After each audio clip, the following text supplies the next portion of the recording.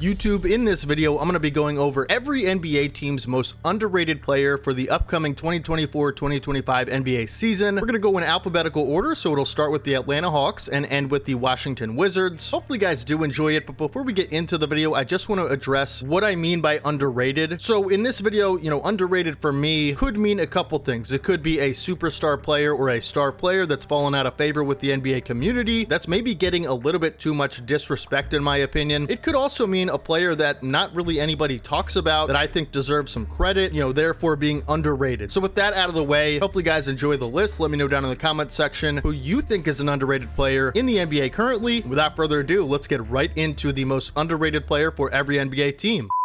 Starting with the Atlanta Hawks, and for the Atlanta Hawks, I do have Trae Young, and honestly, I would have gave the same player if I were doing this video last season because a lot of people don't seem to understand how great Trae Young really is. I think the DeJounte Murray trade to the Pelicans is going to help him big time this season as far as his production goes, and I think he will gain favor back with the NBA community, but I just think Trae Young has been a little bit too disrespected on some of these point guard lists as far as, where he would rank in regards to the top point guards in the league. I still think he's easily a top 10 point guard. I think he's due for a monster season this year because now he's basically taking over the Hawks as more of the heliocentric point guard style of play without DeJounte Murray, basically stealing a lot of his touches. And so I think this is an easy pick for the Atlanta Hawks. Trae Young needs to be more respected, and I think he will prove that this season. Honorable mention to Jalen Johnson, who I think, not enough people are talking about. I mentioned it for months now on this channel. I think Jalen Johnson's in for a star breakout type of season. He's going to shock a lot of people. For the Boston Celtics, it's Jason Tatum. That's just who it is. Listen, there are two groups of people. There are people that, still think Jason Tatum is a top 10 player, like myself, that,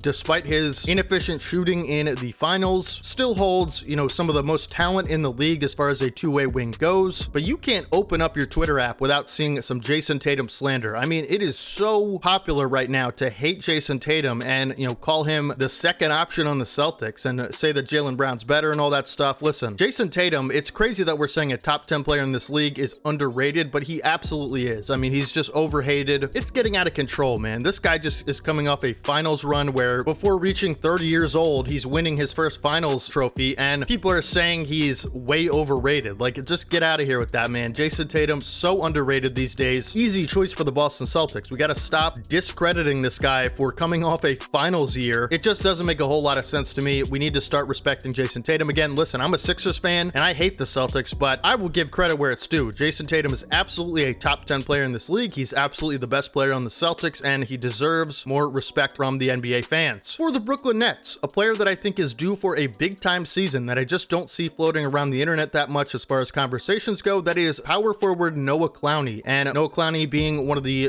Brooklyn Nets first round picks last season, had kind of a limited sample size as far as games that he played, but I truly think Noah Clowney is going to be a monster two-way forward in this league, paired up with Nick Claxton in the front court for the Brooklyn Nets. He's one of the higher upside guys on the Brooklyn Nets, and I think his floor spacing ability is definitely something to take note of, as well as his defensive capabilities. I think Noah Clowney is going to have a monster breakout season, and a lot of people are going to know his name as more of a household up-and-coming NBA player than he is right now. Pay attention to Noah Clowney. He is severely underrated in my opinion, and he's going to have a big 2025, folks. For the Charlotte Hornets, I have the guard Tre Mann, and listen, Tre Mann, if you just look at his numbers last season, again, another guy with a small sample size that not a lot of people are talking about, and quite frankly, until I made my Hornets deep dive and got a lot of feedback on it, I think I was a little bit unfamiliar with just how good Tre Mann was for the Hornets last season in the 28 game sample size that he played for them. Listen, Tre Mann, if you look at his numbers here, for one, he's only 23, he's a point guard, and I think he's going to be the backup point guard for this team, but he has a very versatile skill set and unique ability here. He's a consistent three-point shooter, he's a consistent offensive player, and he's a fantastic playmaker as well.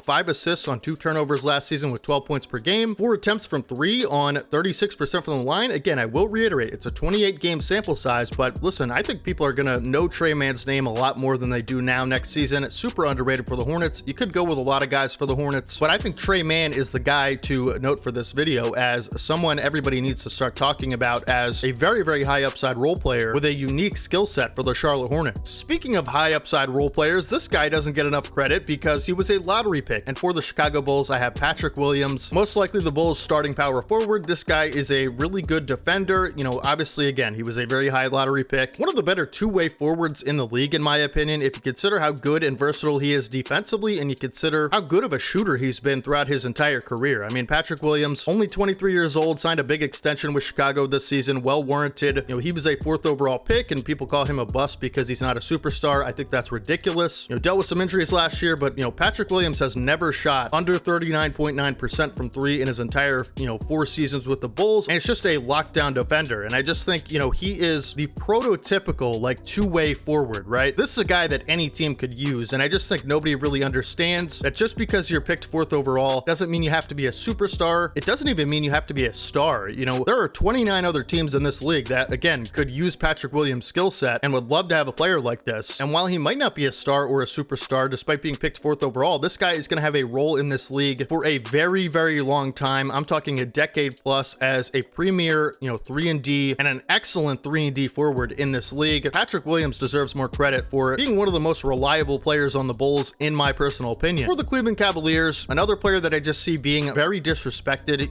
The Cleveland Cavaliers are in a lot of trade rumors this offseason, and the guy in most of them is center Jarrett Allen. And I think Jarrett Allen is a top 10 center in this league. Maybe you could say, oh, well, he's at the bottom half of the top 10. So what? I mean, this guy is one of the most dominant pick and roll finishers in the league. He is an excellent rebounder, both offensive and defensive. He is a defensive anchor. He's very athletic, a guy you can count on for 82 games to fill that role and do it just about as good as anyone in the league can. I mean, he's a great screen setter. A lot of people say Jarrett Allen is going to be the one to go if this big four is broken up through trade. And they're, basically in these trade mock-ups that I'm seeing, they're giving, pennies on the dollar for what Jarrett Allen's worth. I mean, I don't think people quite understand that being a rim runner isn't a bad thing. It's actually a very serviceable skill set in this league. And I think Jarrett Allen as a rim runner is maybe the best, like, quote unquote, true rim runner in this entire league. When you just consider the finishing ability that he has, the lob threat capabilities that he displays night in and night out. Again, being a rim protector, a defensive anchor that's super reliable on, the back end of your front court, and just a great athlete and one of the best centers in the league. I just think Jarrett Allen is, while he might not have as high upside as someone like Evan Mobley, I do think it's being vastly disrespectful to say that just because Jarrett Allen might never be a superstar like,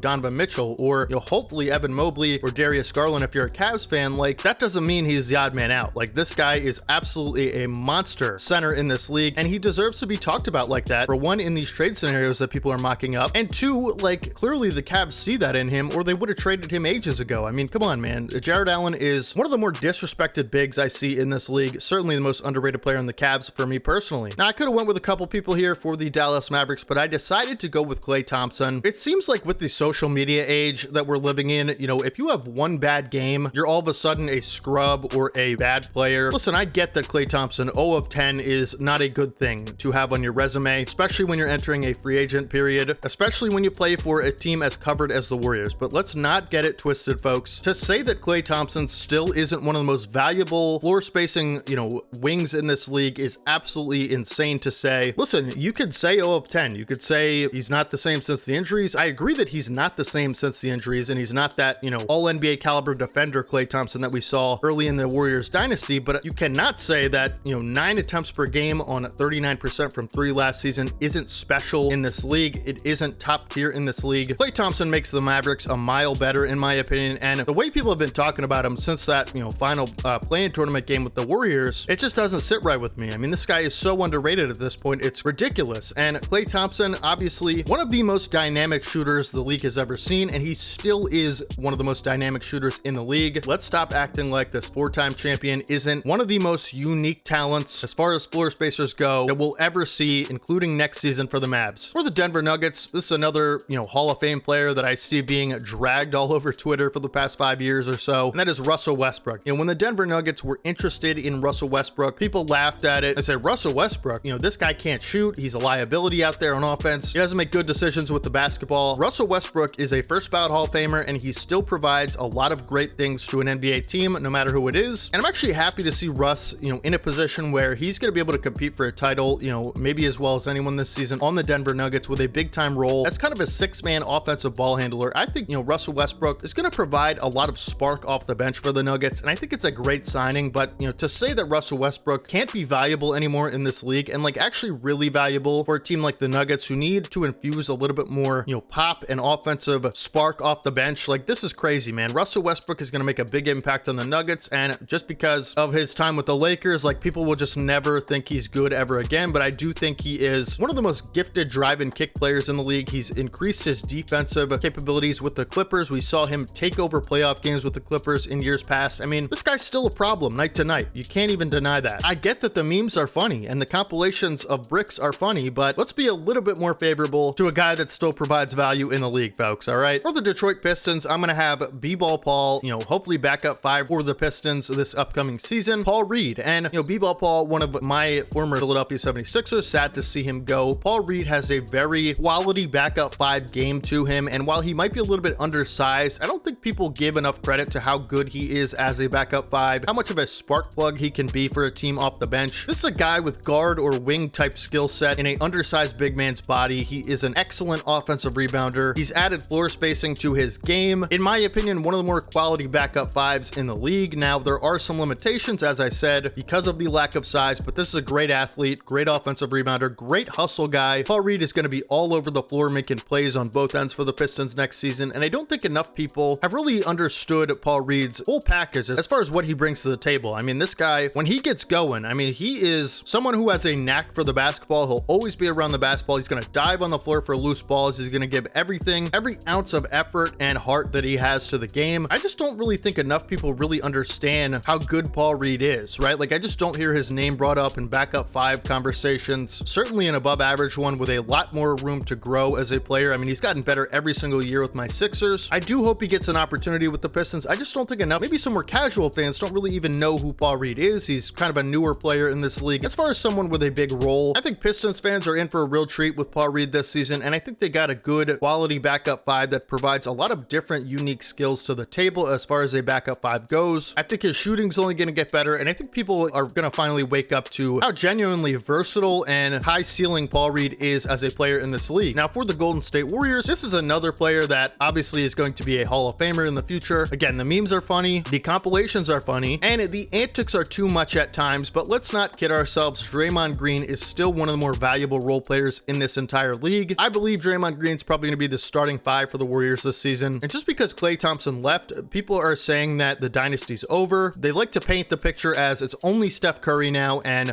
he's the only thing that remains from this dynasty. That's not true. Draymond Green is still there, and while he's not necessarily a player that's going to be capable of being a second option as far as offense goes, Draymond Green's still an all-NBA caliber defender. He is still one of the more versatile big men in the league as far as, offense and defense, really. In my opinion, he's an exceptional leader. He raises the floor of any team he's on, and for a playmaker to be so good at his position, it is pretty rare in my opinion. Really just has a through-the-roof basketball IQ, which again is something that can raise the floor of a team. I feel like people don't even talk about the good things about Draymond anymore as far as basketball goes. Like, they just like to say, oh, he's a podcaster now, his antics are crazy, and they kind of are, right? And I do see their point there. But again, Draymond Green is still a very, very good player in this league. He's just one of a kind. You're just not going to find players with that skill set anymore at that position. And let's not even mention the grit and toughness he brings to this Warriors squad. The specific systematic fit that he provides for the Warriors makes them so dynamic. With him and Steph on the floor, they have excellent chemistry. I know people are a little bit sick of Draymond's antics, and I get it. But my point is, you just still never really hear about how good Draymond still is in his career. And so I have to put him on the list as someone super underrated for the Warriors. People act like he's just a liability out there. That's completely not true. For the Houston Rockets, I'm going to be having Fred VanVleet. And,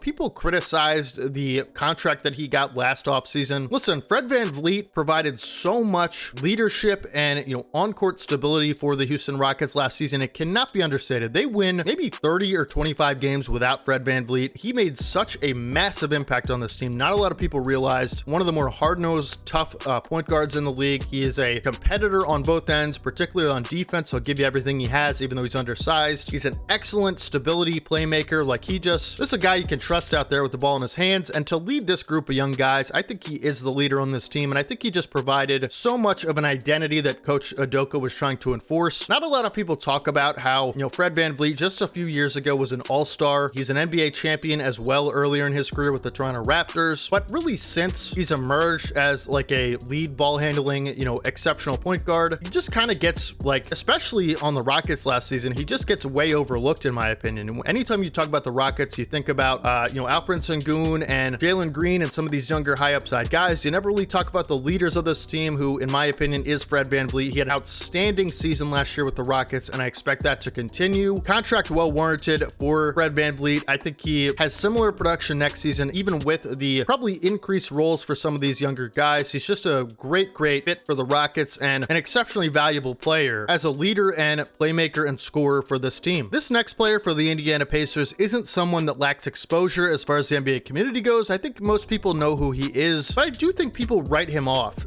generally as just another small point guard that provides a lot of grit on both ends. That is TJ McConnell. But what they don't understand about TJ is that he's, in my opinion, I think has a really good case for top 3 backup point guards in the league. He's, at least top 5 or top 10 best backup point guards in the league. We saw in 2023-24 how TJ McConnell had basically a career year in a lot of these categories, particularly in the playoffs, being one of the more reliable players for the Indiana Pacers on their Eastern Conference Finals run. And again, I think people just tend to see TJ McConnell as a small guy who competes really hard, and that's why he's on the floor and stuff like that. Listen, TJ McConnell is one of the better decision makers in the league as far as, assist to turnover ratio. He's always going to get into the paint and find the open player. He really upped his scoring production a lot last season, having his first season in his career. A really good career so far, by the way, with 10 points per game. Again, if you're rounding up, 6 assists per game last season on 1.5 turnovers. That's special for a backup point guard. He's not going to be a floor spacer, in any sense of the word, but he's always going to find a way into the paint, be a pest on the ball on the defensive end of the floor, rip ball handlers, just make these little impact plays that can be important for a playoff type scenario or just a close game in general. TJ is always around the basketball defensively. He's a very smart, savvy player with a lot of grit. I just think people don't really understand how good he is as a backup point guard. In my opinion, top 5 in the league, no question. For the Los Angeles Clippers, I have another former Philadelphia 76er last season, Nico Batum. Nico Batum is one of the most underrated role players in the league. He is an absolute sniper from 3. When he gets hot, he has maybe the most quick trigger release of any player in this league for a catch and shoot. He gets him off extremely fast, over his head, unblockable. He's a sniper from out there. Him and James Harden are going to have such good chemistry. He's going to get a lot of open shots next season for the Clippers. Again, just really good catch and shoot guy, but he's also one of the more versatile, underrated defenders for a, role-playing power forward in this league. Nico can guard basically, 2 through 4 in my opinion on any given play. Super switchable. He is another exceptionally high basketball IQ guy. He saved the Philadelphia 76ers season in the play-in tournament last year. It's undeniable. I mean, he absolutely won us that game, and all season long, in my opinion, he was one of the more reliable players on the Sixers. And Clippers fans will know this because they've had him before, but he's just not a guy you have to worry about on either end. Like, he's just always going to make the right play, whether it works out or not, whether he makes the 3 or not. Like, he's just always going to make the right play. And I just think, not enough people really understand how valuable Nico Batum's going to be for the Clippers on a 2-year, $9 million contract. It is a steal for the Clippers. I wish the Sixers still had him. He's just a great plug and play guy in any lineup. And I just think his value as a defender and, high IQ offensive player is immense, for any team he's on still at his age. Doesn't even matter how slow he is at this point. He's just so valuable. For the Los Angeles Lakers, I have Austin Reeves. And we hear all this talk about how the Lakers need a 3rd star. They don't have the 3rd guy. It's just LeBron and AD, and that's all you really think about for the Lakers. New coach, Bronny James, all this bad stuff. You never really hear anyone talk about or praise Austin Reeves for his level of play last season. And early on in the season, I thought Austin Reeves kind of struggled in that kind of 3rd option ball handler role. As the season progressed, we saw him take massive playmaking leaps. Another guy that I think you can really trust out there, and this is a very polished player, and it's crazy to think that he'll only be going into his 4th season next year for the Lakers, and I just think he's steadily improved. Every year he's been in the league, he is taking leaps, and I think he competes super hard as well on both ends. I think Reeves takes another jump next season. There's no question about it for me. And all this talk about how the Lakers don't have a 3rd option, I think Austin Reeves, given the scenario, is, at least can be a fine 3rd option, especially if he takes another leap in production. Austin Reeves just doesn't get enough credit. He's kind of the odd man out in a lot of these discussions. I think people need to be a little bit more mindful of how Austin Reeves and his game overall, it's improved every season. It'll improve next season. I think he's certainly competent enough to at least be a 4th option on a championship level team. I think the hype has kind of came and gone for Austin Reeves, but I don't think that's necessarily fair to him. I don't think it's representative of what his true ceiling is in this league. So Austin Reeves certainly underrated for the Lakers in my opinion. For the Memphis Grizzlies, I have one of the more underrated players in in the entire league, and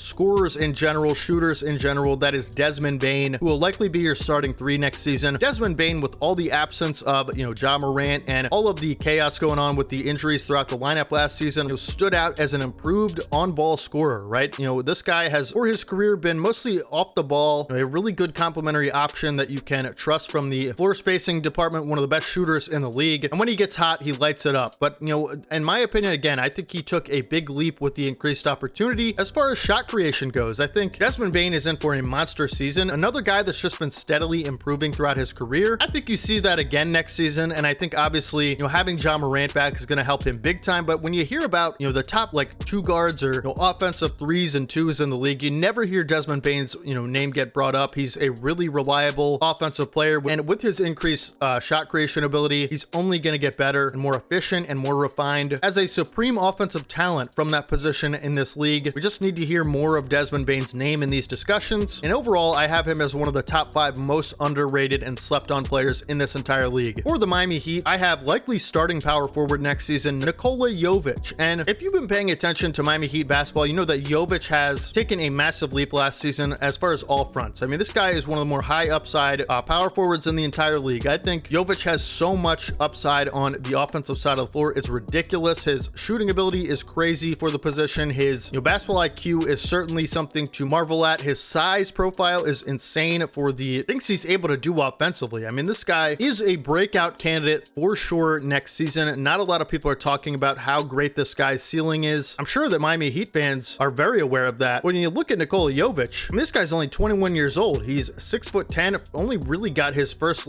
actual opportunity last season. And you're going to see next season a big leap in rebounding, playmaking, which is off the charts as far as how, high the ceiling is, in my opinion, for a power forward. The floor spacing ability is exceptional. Throughout the season, we saw him progress in so many areas. And I just think on both ends of the floor, he's going to provide so much versatility for the Heat. And he has such a high ceiling at only 21 years old for displaying all the skills he already has. People are going to hear real soon a lot about Nikola Jovic as one of the higher upside power forwards in the entire league. Moving on to the Milwaukee Bucks, I have 2 guys for this, and that is Brook Lopez and Chris Middleton. I think Brook Lopez is another player that just because he's old and slow, people just don't value how great he is as a defender and a floor spacer. Like, this is a top tier center in this league, one of the more gifted floor spacers as far as center goes. I mean, this guy can shoot it from anywhere on the floor with exceptional efficiency, one of the better catch and shoot bigs in the entire league. Defensively, he's an absolute monster. He's always in the right position. He contests every shot that he can without fouling. We know about the block production. I mean, he's one of the better rim protectors as far as, blocking shots goes, but just the contests and the smart verticality that he plays with and positioning that he plays with on the defensive side of the floor, it's exceptional, right? And the floor spacing, he's still got an offensive bag in the post a little bit when you need him. Exceptional size, just a really good leader and anchor defensively. This guy is super underrated as far as big men go in the league. And then Chris Middleton, who had a very bounce back second half of the season for me personally for the Milwaukee Bucks. Now, I believe he did go under some more surgery in the offseason. Very unfortunate that, he's dealt with all these injuries, but Chris Middleton looked like a star, an offensive wing star, again in the playoffs last season. And I think that continues. And if he can build off of those performances in the playoffs, I just think you're in for a good one. I mean, if you look at Chris Middleton's playoff numbers, 25 points per game, 9 rebounds, 5 assists on 2 turnovers, 48% from the field, about 36% from 3 on 5 attempts. I mean, this, 90% from the line on 5 attempts. Like, this is a 6-game sample size, and I get that his role was severely increased, but I think he did a lot better of a job than a lot of people would have expected, as,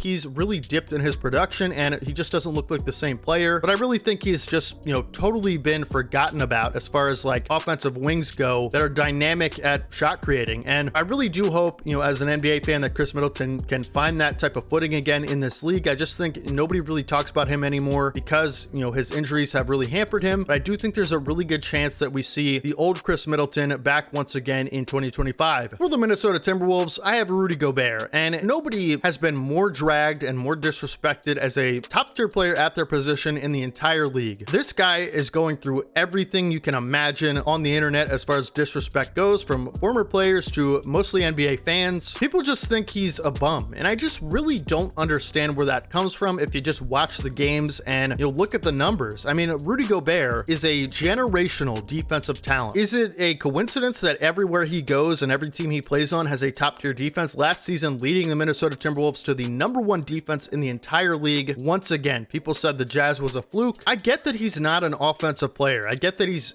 kind of subpar on that end of the floor. I mean, considering how much money he gets paid, you see his offense, you see his production, and you say, oh, well, he's overpaid, he's overrated, he can't play defense. Like, how do those two things match up? Like, offense and defense, obviously two very different things. Not every player needs to be a superstar offensively for their contract to be worth it, their trade value to be worth it, their impact to be severe. And I think Rudy Gobert is a good case of that. I mean, he is just so valuable as an anchor. We saw him get a little bit picked on in the drop coverage last season for the playoffs with Luka Doncic and those lob threats in Derek Lively II and Daniel Gafford. But let me tell you, when you play drop coverage, which, Rudy Gobert excels at, he's the best drop coverage player, I think, ever. When you play drop coverage and it relies so much on any player, I don't care who it is. I don't care if it's Akeem Olajuwon. Lob threats and floaters are what you attack with. And unfortunately for Rudy Gobert, you are susceptible to lobs, okay? I don't care if you're 10 feet tall. I don't care if you have the agility of De'Aaron Fox. I mean, you're just going to get picked apart if you continue to play drop coverage with floaters and lobs. You have to pick one to defend in those scenarios. If you have a good enough pick and roll operator in Luka Doncic and a good enough lob threat who can,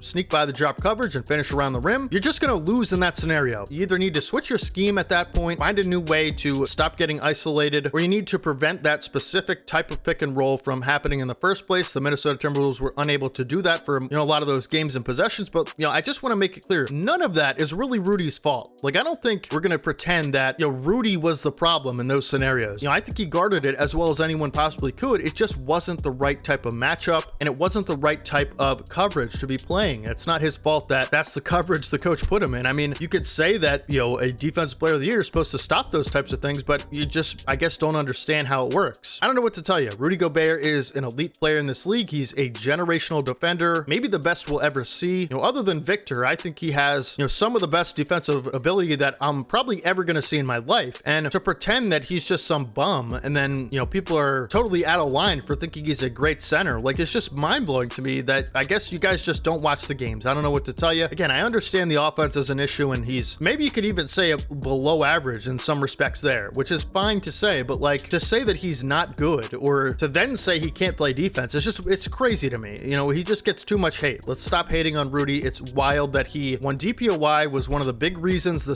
Timberwolves were as good as they were. Defense is their identity. They were the #1 defense because of him, mostly. How do you explain those things away? Maybe you guys can't. I don't know. The Timberwolves do not make the conference finals. They struggle. They don't even get that far to begin with if Rudy Gobert is not on their team. Obviously, the defensive player of the year has a lot of value. I don't even know why I'm explaining this. For the New Orleans Pelicans, another player that had a bad playoff series and people completely wrote off, and, Brandon Ingram, one of the more talented players in the league as far as any position goes, maybe the best playmaker from, a 6'7" plus player that we've seen really in a long time. You could say like Luka, LeBron, and Jokic, like his playmaking is just so good and so slept on. One of the better playmakers in the league, period. High IQ guy, needs to uptick his three-point volume a little bit next season. I think he will, but just a great scorer, a really efficient player offensively. Had a really rough series against the OKC Thunder, and I think that's fair to criticize him for, but I will say he was fresh off of an injury. He was playing through an injury, and obviously with Zion Williamson out, he just had to face,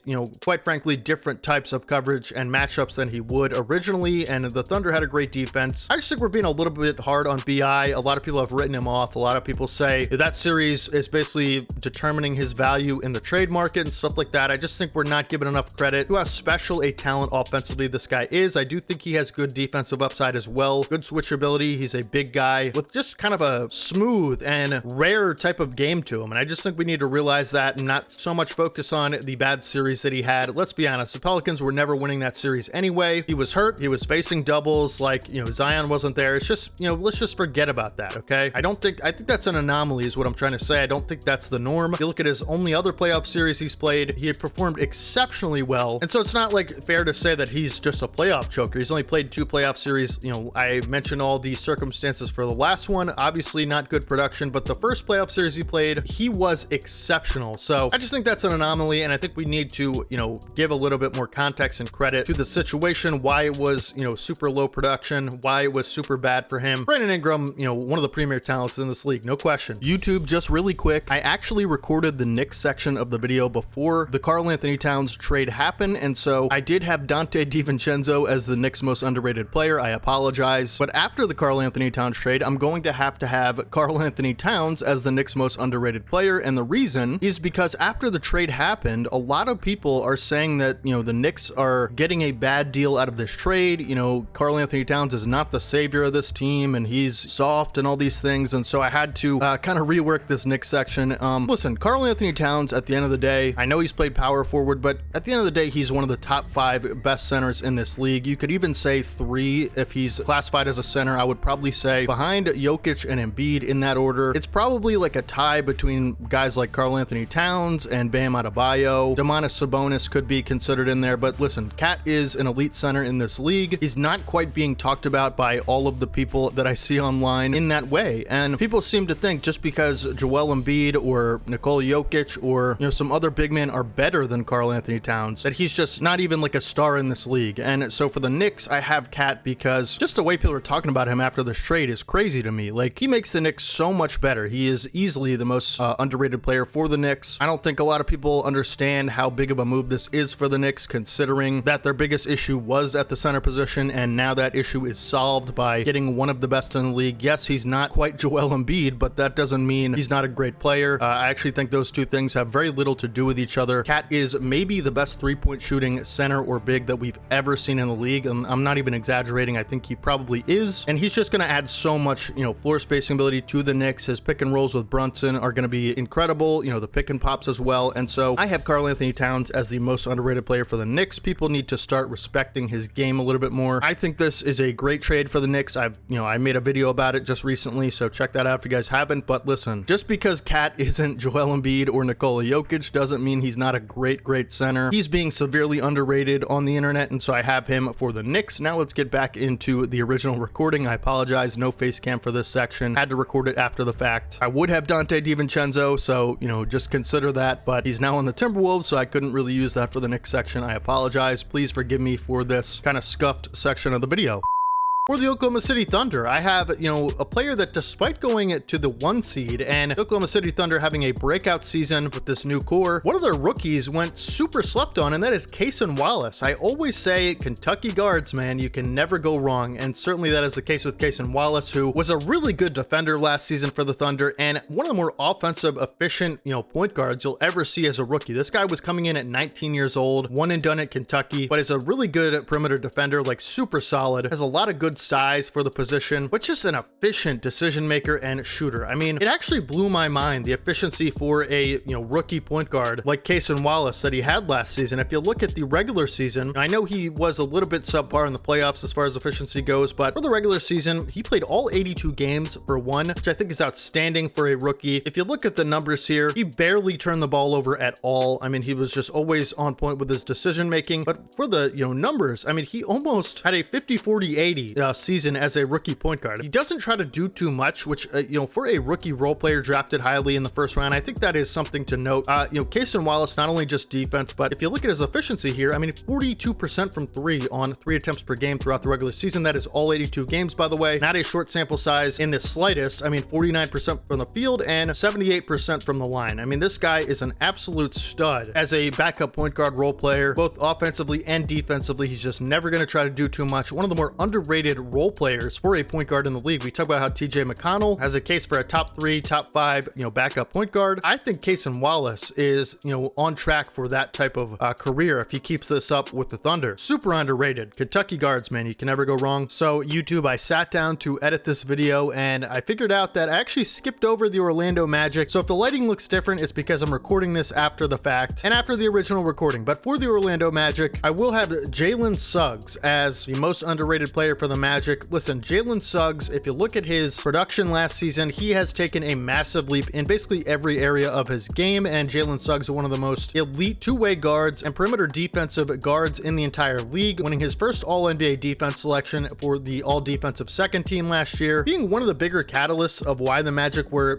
such a breakout team last season was Jalen Suggs, who just provided this team a ton of stability and elite defense from the point guard position. Not to say he's a slouch offensively, because Jalen Suggs averaged 13 points per game, 3 assists per game, and shot 40% from 3 on 5 attempts per game. Throughout the regular season, he was just absolutely fantastic, and just kind of an overshadowed player as far as the Magic go, and I expect Jalen Suggs to increase his production even more next season for 2025 and really be like part of this big three core of Franz Wagner, Paolo Banchero, and Jalen Suggs. You never hear about Jalen Suggs as part of this core. You only hear about the two wings, Paolo and Franz, for good reason. They're great players, but I do think Jalen Suggs is really kind of a like core player for this team that for many years should be on the Magic, and it should be the guard of this team. You know, whether it's the point guard or the two guard, either way, he is going to be heavily involved in the Magic over the course of the next, 5 to 10 years. It's because he's so dominant defensively and able to be a tough, gritty player on both ends of the floor, and also a really good three-point shooter. But yeah, I just think Jalen Suggs needs a little bit more shine, and that's my piece on the Orlando Magic. For the Philadelphia 76ers, I have a player that, really only seems to be talked about by the Philadelphia media and, Sixers fans in general, and that is Ricky Council IV. This guy is not a household name by any means. This is a player that had limited opportunities last season with the Sixers, but he really shined in those opportunities. I could have went with a slew of guys for the Sixers, but again, just nobody really knows the name Ricky Council. You've probably seen his dunks at Arkansas and stuff like that, but one of the best dunkers in the league. It should be in a dunk contest at some point, but Ricky is amazing. Okay, he has exceptional potential. We really have to see a bigger sample size of his three-point shooting, but his finishing ability for a young player is outstanding. I mean, he is a great finisher with a very strong NBA frame as a wing. I think he provides really good one-on-one defense. I think he's going to be able to guard a lot of different types of builds as far as players go, one-on-one in ISO situations. He's a freak athlete. He always seemed to make plays that you wouldn't think he was capable of, and really just perform super clutch. He's a great competitor with a lot of edge. I hope he can shoot a consistent three ball. I just want to give more exposure to Ricky Council IV. Nobody really knows this guy except Sixers fans, it seems like, and I just think he has so much high upside with his freak athleticism and finishing ability. He made one of the most wild passes against the Spurs last season. It was crazy to close out a game, and I just love Ricky. We love Ricky here in Philly, and underrated as far as I think he's going to have a role in the Sixers rotation as a backup wing. Hopefully he's going to get a chance to really shine next season as a second-year player. But Ricky Council, an undrafted player last season for the Sixers out of Arkansas, nobody really knows this name, and I want people to realize how cool Ricky Council is for the Sixers. For the Phoenix Suns, I decided to go with Grayson Allen, and not because nobody knows who Grayson Allen is, but I don't think people give enough credit to how great he was for the Suns last season. I mean, he was excellent for the Suns. I mean, this guy shot so efficiently, I can't even explain it. Again, this is another sniper from the outside, but he was playing, most of his minutes at the three last season, which was really new for Grayson Allen. I actually didn't know he really was capable of playing the three, but we saw Grayson Allen take a big leap in playmaking ability as, he had a career high in assists, 3 assists last season per game, 4 rebounds. We saw a big jump there.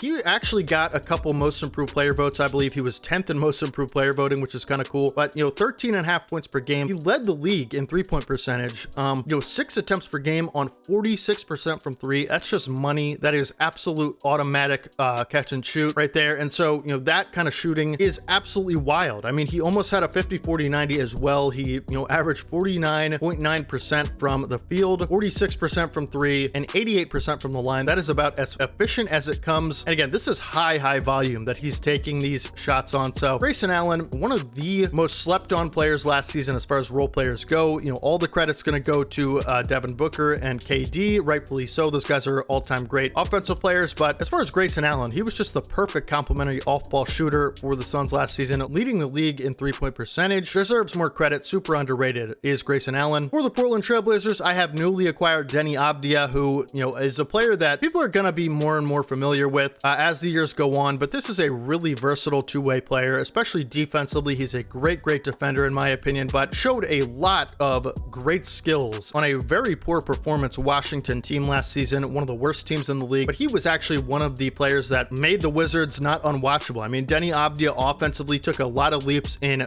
scoring, ball handling. He's a really high IQ offensive player, great passer, great decision maker, exceptional court vision, and again, very versatile defensively. People thought it was crazy that the Portland Trailblazers decided to trade as much as they did for Deni Avdija, including a first-round pick, but I think it's nonsense that people think that, because again, this is one of the more intriguing, utility forwards in the league as far as skill sets go. I mean, he can actually kind of do any single skill set you need him to display night to night, whether it's shooting, ball handling, playmaking, defense. He's just so complimentary in that regard, and I think he's one of the better complementary wings or forwards in the league as far as his two-way capabilities go. He just had a great, outstanding season for the Wizards last year. I expect that to continue in Portland. For the Sacramento Kings, I have breakout defensive role player Keon Ellis last season, who I just love the edge and competitive spirit that he plays with. An undrafted guy that earned his way on the Kings. The Kings dealt with some injuries last year. Keon Ellis worked his way through the roster and just always seemed to,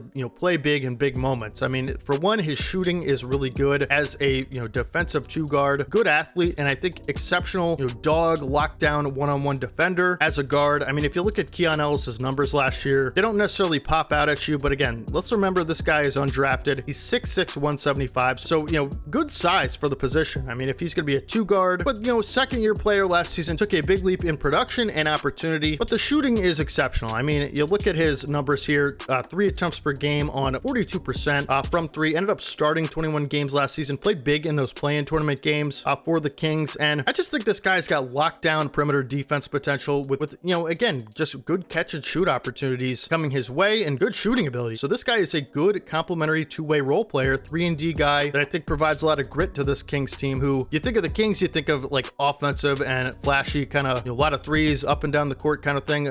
Keon Ellis is kind of a wrench in that whole scheme because he's just a total dog that competes hard on both ends. He has that fiery competitiveness to him. And again, it's just kind of a different thing than what you think for the Kings, first thought. But I just love Keon Ellis's game. I think he, should have a role on the team next season, hopefully. And this is a player to note if you guys haven't heard of him. Just quality 3-and-D two guard. For the San Antonio Spurs, with all of the attention being on the point guard position and adding Chris Paul in free agency, Jeremy Sohan performing, maybe up and down as a point guard last season. Obviously the Spurs needing some better point guard play. The odd man out in a lot of these discussions is Tre Jones. And Tre Jones, just like his brother Tyus Jones, is a very good playmaker and a very good decision maker with a high basketball IQ, who doesn't try to do too much, who sees the court well, and makes really good decisions with the basketball in his hands. Also an efficient offensive player. He's not a great three-point shooter, but Tre Jones, it'll be interesting to see how Coach Popovich decides to employ his minutes next season, because Tre Jones is a very quality backup point guard in my opinion, just like his brother Tyus. But with all of the attention on Chris Paul and Stephon Castle coming in potentially playing point guard minutes, it'd be super interesting to see what kind of role Tre Jones has, because he's certainly a very capable 20 to 30 minute per game kind of guy at the point guard position, who again provides a lot of stability. Again, he's not going to be a great floor spacer, won't even take a lot of threes, doesn't have a good percentage from the three, but he is a good mid-range scorer. And if you just look at his assists to turnover ratio throughout his career, it's just like his brother. I mean, 6.2 assists last season on 1.5 turnovers. I mean, that's really good for a backup point guard. He's just a solid playmaker. Upped his rebounds last season at 4 per game. And again, while he's not a great three-point shooter, he is a very efficient offensive player. I just think Tre Jones is kind of the odd man out in a lot of these discussions. Super underrated, would be a really good backup point guard on kind of just any team in the league. For the Toronto Raptors, I have Immanuel Quickley, who I've talked about a lot on this channel, and I think Immanuel Quickley is going to be a breakout star next season for the Raptors. He's going to average, maybe 20 plus with about 6-7 assists. He's going to have the ball in his hands a lot, and he's going to score a ton for the Raptors.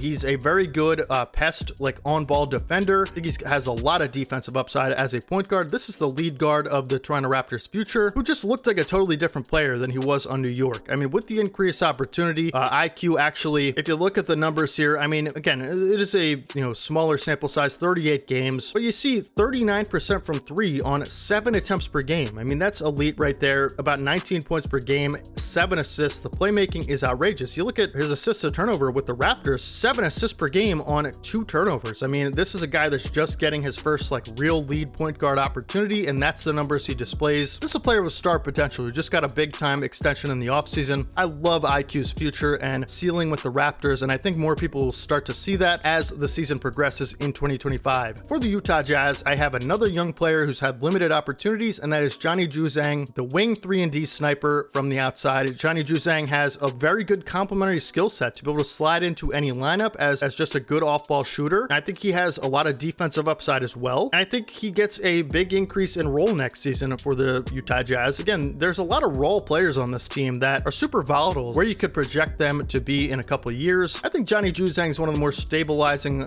players in this regard. I think we kind of can expect good polish and good, decision making as a young player in this league, and just good 3-point shooting. I mean, if you look at 42% from 3 last season on 4 attempts per game in the limited sample size, which was 20 games last season, 5 games started. You know, Johnny Juzang is going to be a good role player in this league for a long time if he can continue to put up 3-point shooting numbers like that off of catch and shoots. He's got good size as well, you know, for a wing, for a 2-guard. I think, you know, he could be a really good defender as well. So hopefully Johnny Juzang gets a big role for the Utah Jazz next season on that rebuilding team to provide some, you know, polish. So I think he's super underrated, a guy that you're going to hear about hopefully in the future, and maybe not a lot of people know about right now. And for the Washington Wizards, last but not least, I have Malcolm Brogdon, who was traded over from the Portland Trailblazers in that Denny Avdia package. Malcolm Brogdon being on the Blazers last season, you didn't hear a ton about him because the Blazers were not good, but he's on another team that unfortunately will not be very good in my opinion, that is the Washington Wizards. But Malcolm Brogdon has consistently been throughout his career one of the most efficient offensive point guards in the entire NBA, and that did not stop with the, you know, decrease in opportunity in kind of a more mentorship role with the Portland Trailblazers last season. But still, you know, he won the 6th Man of the Year in 2023, the last time he was on a real competitive team, which was the Boston Celtics. He shot the lights out with the Celtics, you know, 44% from 3 that season as the 6th Man of the Year. We saw him play 39 games last season, dealt with some injuries, kind of was, you know, cast aside to let some of these younger guys play. Still in that limited role, he did provide the same type of Malcolm Brogdon production that you would expect. This guy needs to be moved by the deadline, and I think, you know, he could end up being a very prominent piece on like an extremely successful NBA playoff team. I mean, who doesn't need a point guard who just shoots 40 plus from 3 on, you know, good field goal percentage, who can, you know, get to the rim, play make for others at a good rate. I'm not saying he's a great defender, but I don't think he's really a bad one either. I just think he's a really just solid stabilizing force from the point guard position. Exceptional offensive value that you could get for him. If someone offers like a couple seconds for Malcolm Brogdon, I don't see why you don't do that if you're the Wizards. He's on a little bit bigger of a contract than maybe you'd like, but I think some of these more competitive teams towards the deadline might look to trade for Malcolm Brogdon, just a guy that we haven't really talked about in the league since he was with Boston, but still deserves a ton of credit and discussions because, you know, nothing's really changed for Brogdon except just the types of teams he's played for. So super underrated player there for Washington. It'll be interesting to see what happens towards the deadline, or if they keep him around to mentor guys like Poole and Bub Carrington. But either way, hopefully you guys enjoyed the list. That's the most underrated player for every single NBA team. Is there someone I left off the list that you think should be on the list for a certain team? Let me know down in the comment section, man. I'm always open to hearing feedback. It's very important for the channel. I tried to just go with kind of a neutral approach here. You know, I think some of these guys just don't get their fair due, or they're just being super disrespected by either the NBA media or, you know, people just on Twitter in general are super disrespectful. If there's a star player that has any amount of bad games, like, they're just going to get dragged on Twitter. And so I always try to stick up for some of those guys that I think they're being unfairly represented by, you know, just everybody in general. So, you know, guys like Jason Tatum, guys like Rudy Gobert are being absolutely demolished online, and I just think it's ridiculous if you look at the full picture. Do you guys agree or disagree with anyone in particular on the list? Let me know. As long as you keep it respectful, I'm cool with criticism. Doesn't matter to me. It's actually, you know, something that helps me. I'm wrong all the time, so, you know, you guys pointing it out actually helps me. But either way, hope you guys have a fantastic rest of your day today. Stay tuned